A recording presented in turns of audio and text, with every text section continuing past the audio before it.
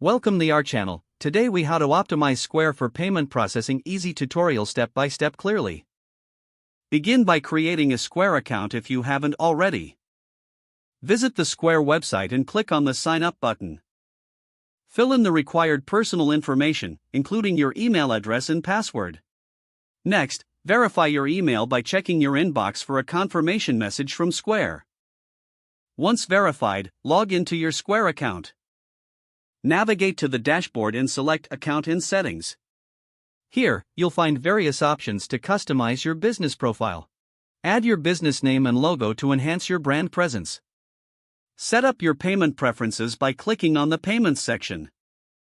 Choose the types of payments you wish to accept, including credit cards, debit cards, and digital wallets. Consider enabling contactless payments for increased convenience. Next, attach a bank account to receive your funds. Click on the banking option in the menu and enter your account details. Make sure to review transaction fees that may apply to your payment processing. Next, head over to Items to set up your product or service listings. Create a new item by entering its name, price, and description. You can also add images to help showcase your offerings. Navigate to the Invoices section to customize invoice settings. Customize your invoices by adding your logo and choosing a color scheme. Make sure to enable automatic payment reminders to reduce missed payments. Next, go to the Hardware section if you plan on accepting in-person payments. Purchase or link a compatible card reader. Create a test transaction to familiarize yourself with the payment process.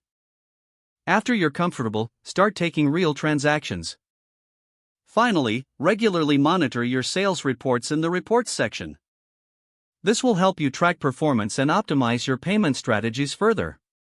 If the page does not load, refresh the browser or try again in a private or incognito window.